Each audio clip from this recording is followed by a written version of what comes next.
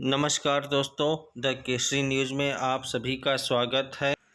आज भारतीय जनता पार्टी के दिल्ली इकाई द्वारा केजरीवाल सरकार के विनाशकारी शराब नीति के विरोध में दिल्ली प्रदेश अध्यक्ष भाजपा आदेश गुप्ता के नेतृत्व में विशाल वर्चुअल रैली का आयोजन किया गया, जिसमें भारतीय जनता पार्टी दिल्ली प्रदेश के लाखों कार्यकर्ताओं द्वारा अपने बूथ पर स्थानीय लोगों के साथ इस वर्चुअल रैली को सुना गया।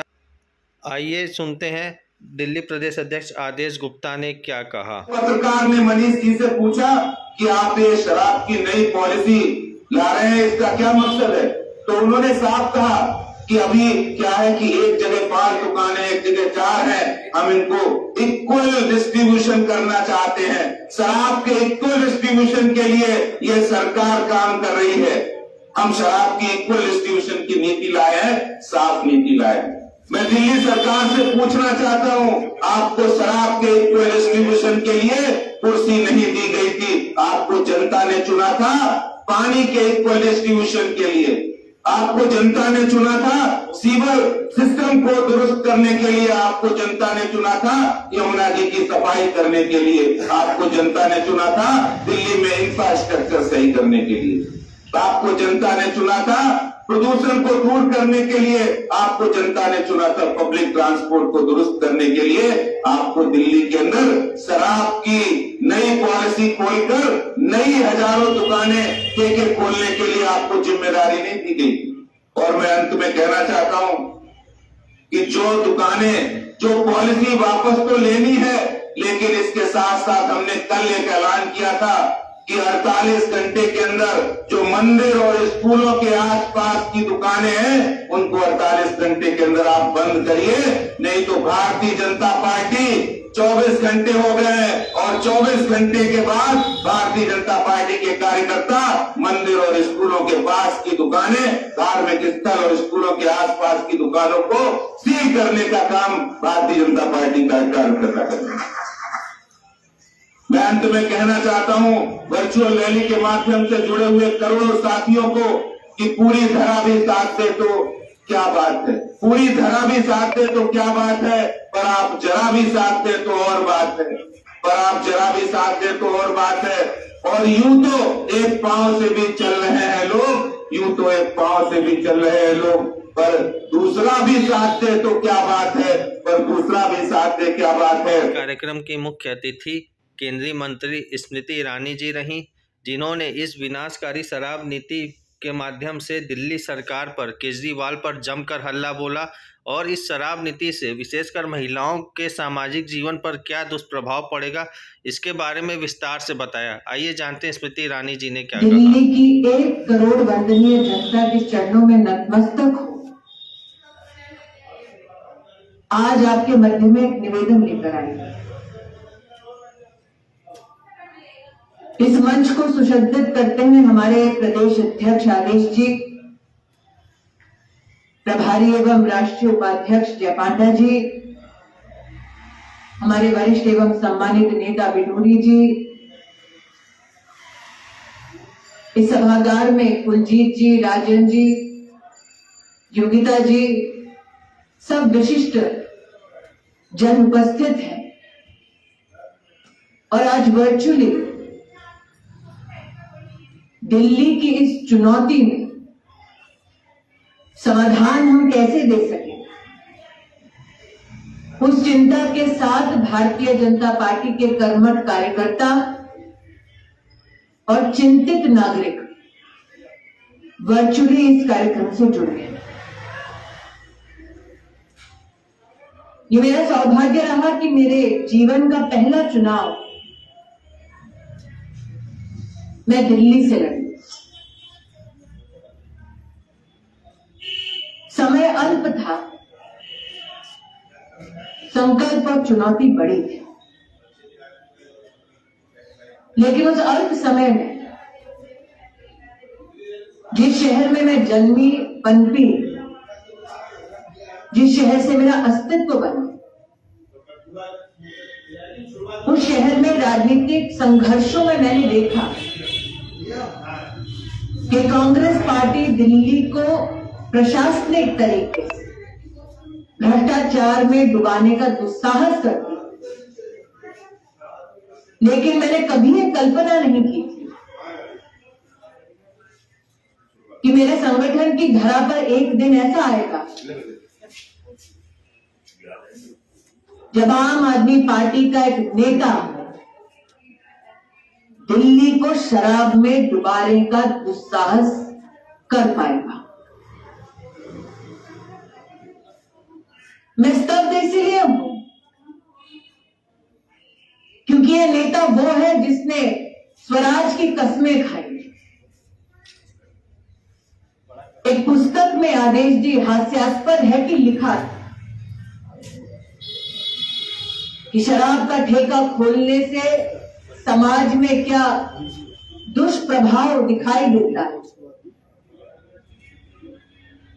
इस नेता ने उस किताब में उल्लेखित किया कि कैसे समाज को जागृत होकर शराब के ऐसे ठेकों को, मैखानों को बंद करना चाहिए। और आज वही नेता सत्ता के गलियारों में अपने उन सिद्धांतों को किताब तक सीमित रखता है और कमीशन के चक्कर में हर वार्ड में 3-3 ठेके खोलने की गुंजाइश पैदा करता है। मैं जब कार्यकर्ताओं से चर्चा कर रही तब उन्होंने मुझसे कहा कि ये दोगलापन पहली बार नहीं दिखा है। किताब में कुछ लिखा, किया कुछ और, कहा कुछ, किया कुछ और। हम सब स्तब्ध थे जब दिल्ली विधानसभा में आम आदमी पार्टी की सरकार ने कहा कि वो आयुष्मान भारत योजना जिससे दिल्ली का हर गरीब सालाना 5 लाख रुपए का संरक्षण पाएगा, उस योजना को दिल्ली की केजरीवाल सरकार लागू करेगी। प्रधानमंत्री की कल्याणकारी योजनाओं का विरोध करने के बाद जब भारतीय जनता पार्टी दिल्ली प्रदेश संगठन की ओर से जनता को आह्वान किया गया, जनता का आक्रोश जब केजरीवाल सरकार के पास पहुंचा तो मजबूरी में दिल्ली विधानसभा में उन्होंने कहा कि नहीं जी, हम आयुष्मान भारत योजना को लागू करेंगे, क्योंकि लाभार्थी दिल्ली के 70 लाख गरीब परिजन। आज मैंने विद्युड़ी जी से पूछा, असेंबली में वादा किया, धरातल पर पूरा हुआ? विद्युड़ी जी ने मुझसे कहा, बहन जी, उनकी जबान का कौन विश्वास करेगा।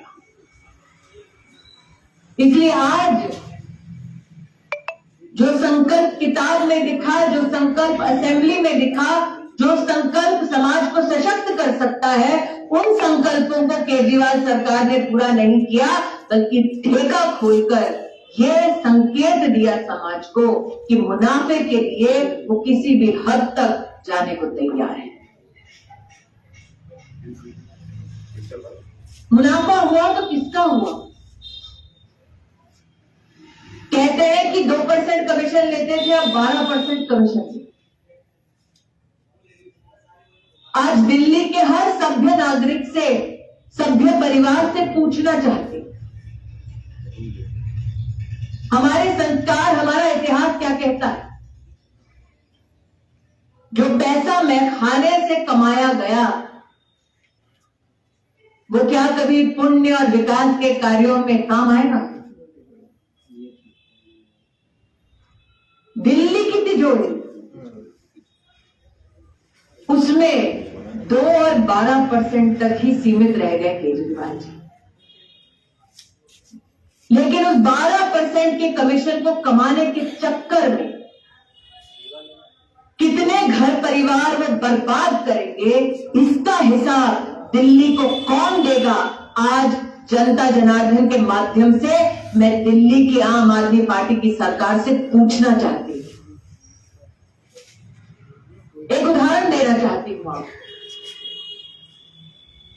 नजफगढ़ में गौशाला रोड पर 3 स्कूल हैं जिनके पास ठेका खोला गया है। उत्तम नगर में बस टर्मिनल के पास जहां मेट्रो का भी काम, वहां पर ठेका खोला गया है। महिला दिन भर नौकरी करे, शाम को घर लौटे तो चैन से इज्जत के साथ अपनी दहलीज के अंदर जा भी नहीं सकती, उसका इंतजाम किया है केजरीवाल की सरकार ने। यहां जितने भाई उपस्थित हैं उनसे पूछना चाहते, आप सोच सकते हैं एक बहन मेट्रो से घर लौट रही हो, ठेके के सामने से मजबूरन उसे गुजरना पड़ता है, शराबियां,